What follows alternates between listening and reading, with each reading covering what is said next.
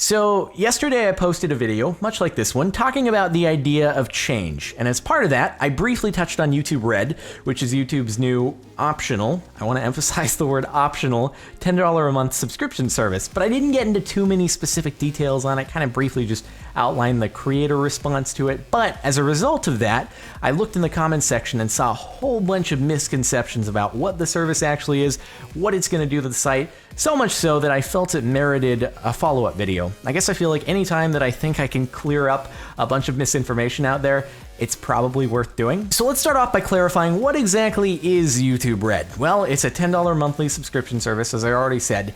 But what it doesn't do is it doesn't limit any existing features on the site. They're not taking anything you're used to and now putting it behind a paywall to force you to pay for this thing so that you can get what you've already been getting. That's not the case at all. All the features that you get with YouTube Red, with the subscription, are new features. They're not things you've been used to in the past. They're not things that are going to make your experience now worse because they've been taken away from you and hidden behind this thing that forces you to pay. It's all brand new stuff, so it's not going to hinder the existing experience for you. Now, tied directly into that, I think the most common comment that I saw in my last video were folks saying, Jordan, don't switch your channel over to YouTube Red because if I have to pay to watch your videos, I'm not going to be able to do that anymore and I'm going to stop watching your videos. And I was like, that's not even a thing that can be done. You can't switch a channel to YouTube Red from a creator standpoint. You can subscribe to YouTube Red from a viewer standpoint, but I can't paywall my channel so that you have to pay for YouTube Red and be on YouTube Red in order to watch any of my videos. That's not even a possible option out there. There is an original content initiative going along with YouTube Red. I've yet to be approached about anything regarding that, so I'm not involved in that at all. So there are going to be some particular series that will require a subscription to access, sort of like a Netflix style thing, and I think that's the goal there, is these are going to be premium series that would be on something like a Netflix, except they're on YouTube instead. If those premium series are all being put on like one particular YouTube Red channel, then maybe that channel requires a YouTube Red subscription in order to access. But as far as every other current existing creator out there on the site who's making videos, don't even have the option to paywall their content, even if they wanted to. And even if the option were there and I was like, I really feel like killing my channel, running it into the ground by putting it behind a paywall, I couldn't even legally do that because as a gaming content creator, there's this symbiotic relationship between game publishers and YouTubers.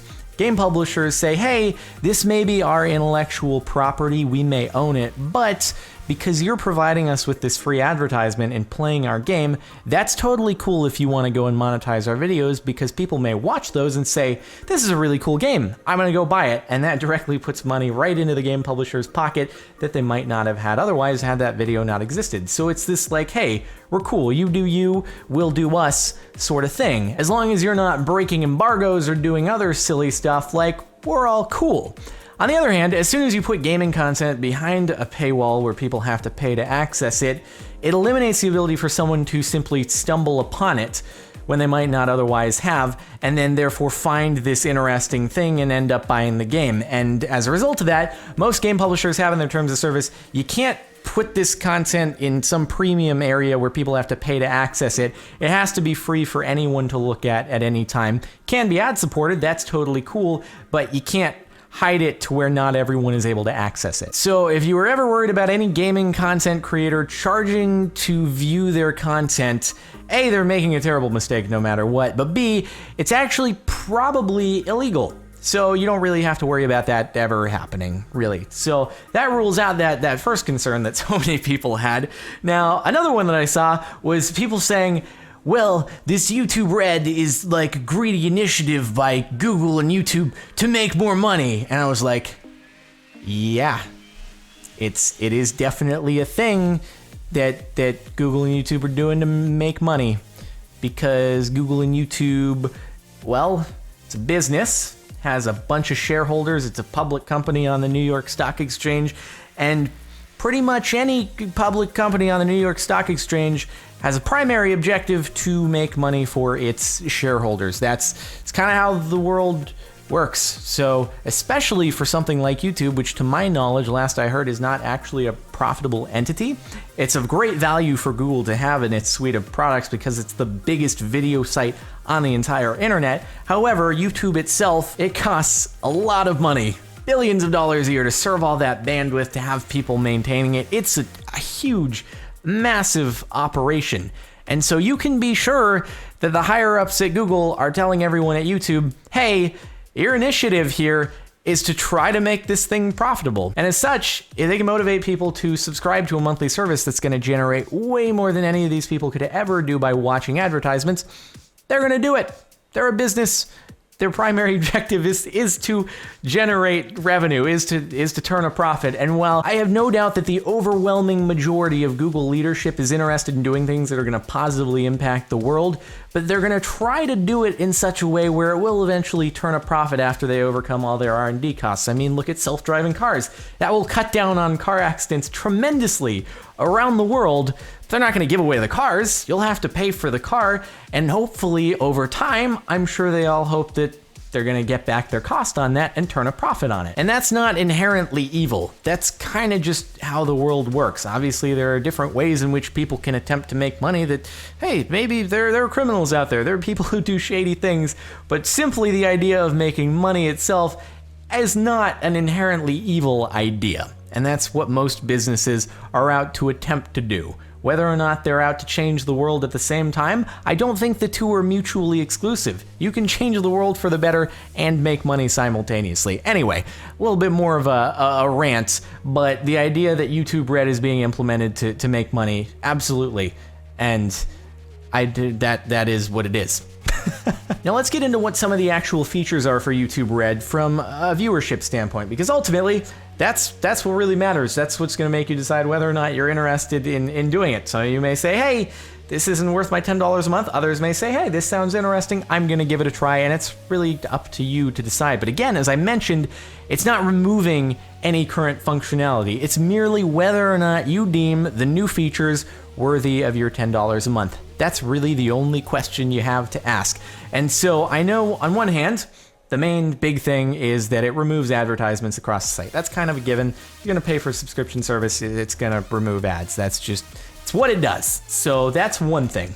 Next thing, which is actually a pretty useful feature, in my opinion, is that if you're on the mobile application and you're watching a video, you can actually suspend your phone and you can keep on listening to that video. Now, the main use for this is in music. So if you want to, say, listen to a very long, some set of electronic music, which is what I would do, you can't actually minimize the app and put it in your pockets and just run on a treadmill or something or go walking. You can't do that at the moment because it'll simply stop playing whatever video you're on, because YouTube is a video streaming service. And if you're not getting the ability to view ads on that, then YouTube isn't going to want to continue to serve you free bandwidth because you're not watching the video. Now, on the other hand, if you're paying for YouTube Red, you're actually going to be able to minimize the app, put it in your pocket, you can keep on listening to your video, which again is useful in the case of music or a podcast or something like that, so that you can use YouTube as a Spotify or something like that when you're at the gym, when you're going for a walk, when you're doing something that simply requires audio while you're multitasking. So that, to me, is actually a very, very useful feature that makes it tempting. Now, another very tempting feature is that if you subscribe to YouTube Red, you get Google Music, which itself I think was like a $10 monthly subscription thing. So you kind of just get that, which is, again, Google Music is sort of like a Spotify type service. I had it in the past. I don't know if I still have it anymore because it was on like a gift card balance. So I don't know. Anyway, you still get that along with it. So that's a pretty big plus. And then I know the other thing that they were offering was the ability for you to download content locally to your device, which I guess makes sense if you're going on a plane or something like that. I'd have to investigate that in more detail. I haven't tried that because I don't know how long it takes, to download the video, because you obviously have to download it locally. And is the amount of time it takes to do that, does it outweigh the benefits of... Anyway, I have no idea, but it's a thing that you're able to do, is download content locally. But again, all of these are new features. They're not things you previously had that are now only accessible to YouTube Red users. It's simply new stuff, and I assume they're going to probably try rolling out additional features like this along those same lines in the future.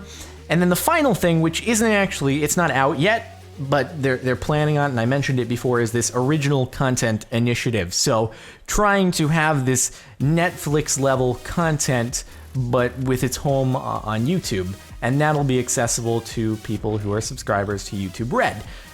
This is not gonna be just your standard gameplay video. This is gonna be like high budget produced content that you would expect to see on a service that you might already be subscribed to.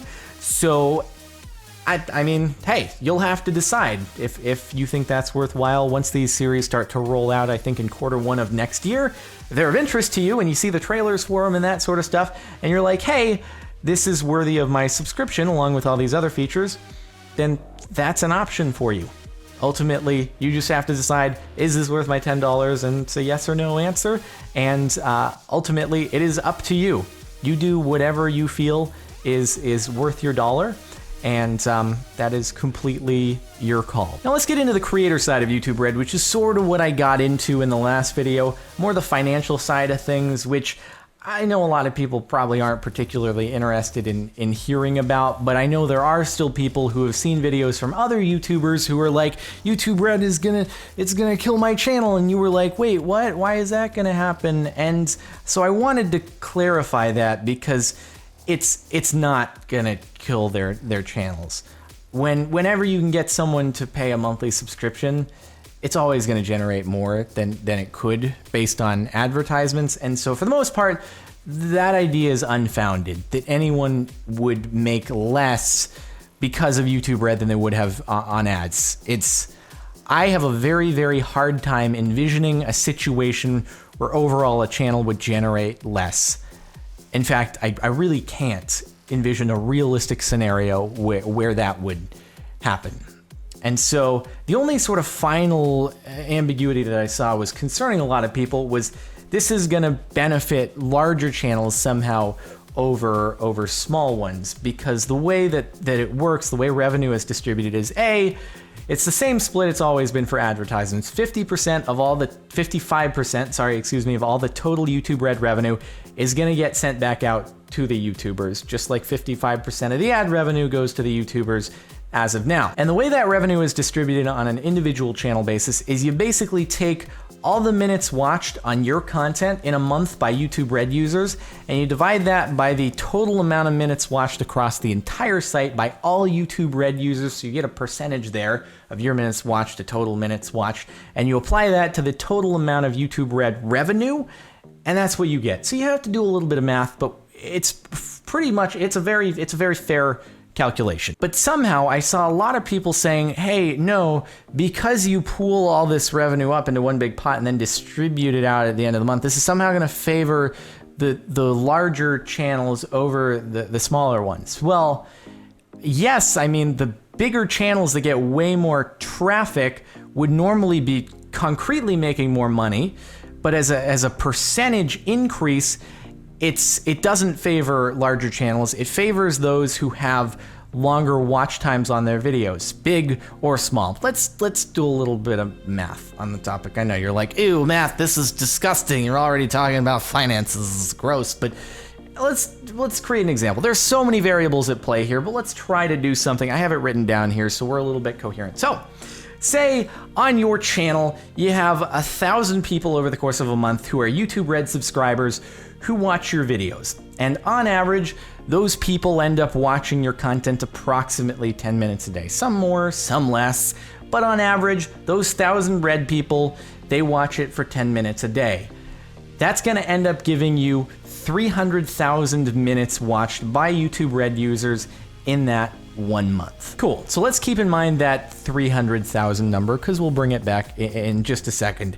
Now, the way that I saw a lot of channels saying, no, it would be way more fair if you just took the percentage of minutes watched by people who watch my content who are YouTube Red subscribers, divided by the total minutes just those people watch across the site, and you pay that out to me. That'll be way more fair than this whole global pooling and then distribution. No. So let's say we'll give you a really lofty number. Let's say that this channel all of those 1,000 YouTube Red users, 20% of all of their time on the site watching videos, they're spent watching this channels. That's a lot. That's 1 out of every 5 minutes a month is spent watching one particular channel, which is hefty. Okay, so let's do a little calculation as to, with the method that a lot of channels are saying is more fair, how much would that channel actually generate in revenue? So we've got 1,000 YouTube Red subscribers, so those 1,000 YouTube Red subscribers are gonna generate $10 a month, so that's $10,000. They spend 20% of their time on that person's channel, so you're gonna get 20% of the 10,000 times 55% because you get the 55-45 split with YouTube. So you're gonna end up with $1,100 in your pocket if it's distributed that way. Now, on the other hand, let's do the calculation the way it will actually be done, and we'll see how the numbers play out. So we had those 300,000 minutes watched in the month by YouTube Red users. Now, I have to make up a couple numbers here, and I don't know how realistic they are, but again, it's all hypothetical. So let's say we had 10 million people across the entire site who are subscribed to YouTube Red. So those 10 million people paying $10 a month, they're gonna be generating $100 million in revenue. 55% of that is gonna go to the creators. So that's $55 million in this pot that's gonna go to everyone. Now say all those YouTube Red users generate 10 billion minutes watched per month. Okay, again, totally hypothetical number, but I'm just throwing it out there. So they generate 10 billion minutes watched. So you're gonna take the percentage, 300,000 divided by 10 billion, your minutes watched divided by total minutes watched, and you're gonna multiply that times 55 million. What do you end up with? You end up actually with $1,650 in your pocket, which is $550 more than you would have gotten had the calculation been done the other way. So YouTube's calculation works in your favor. Now, why is that? And when would it actually not work in someone's favor? Well, the general rule of thumb is that if the people who are YouTube Red users who watch your videos do it for an amount of time that is greater than the average amount of time that a YouTube Red user watches videos all across the site, you're gonna benefit from this calculation. On the other hand, if you have really short videos and therefore people who watch them are doing it for a shorter than average amount of time, then it's not gonna benefit you as much. But the fact of the matter is, as it stands at the moment, advertisements serve higher CPMs on videos that are longer anyway, so it sort of already reflects that and doesn't provide much of a change there as it stands. And again, because these people are paying this monthly subscription, generating way more than they possibly could from advertisements, it's gonna end up with more regardless, really. So that's, yeah, dispelling that misconception, which again is really oriented, it's directed at creators. It doesn't affect you really, but if you were worried about a YouTuber you watch a lot being negatively impacted by this, again, I can't come up with a scenario where it does. So yeah. Now the other worry was that because of this whole YouTube Red free trial thing happening this month, or I don't know if it's the first month that you sign up for it, period, or if it's just in November, no idea. But because of this, YouTube revenue for everyone is gonna tank in November, and I can factually say now that after looking at analytics, it's not gonna be the case as I sort of expected, but now I have evidence to back it up. So no one's gonna be having troubles, unforeseen troubles at least, unless they just stop making videos, in which case, yeah, I mean, that'll impact your traffic, but YouTube Red itself, nope, not gonna hurt you there. So that was the other thing I saw people worried about. Anyway, the boring financial stuff that you probably don't want to hear all that much about, but rest assured, all your favorite full-time YouTubers should still be fine, unless there's some crazy unimaginable scenario that happens for someone that I can't come up with at the moment. I'm not gonna rule anything out completely, but it'd be weird. So yeah, I'll keep an open ear. But anyway, that's YouTube Red in a nutshell. Creators should be totally fine, and so really it comes down to you whether or not you think the new features are worth the cost every month, and that's all there is to it. It's pretty darn simple in that regard. So you make your decision there, and I don't think anyone will fault you either way. It's just an option for you, and we'll leave it at that. So thanks so much for watching. I hope you've enjoyed. Hopefully that cleared up some stuff about the whole thing. No one's channels are disappearing behind a paywall, and no one's going to be out on the streets homeless as a result. So that's all. Thanks for watching. I'll see you later.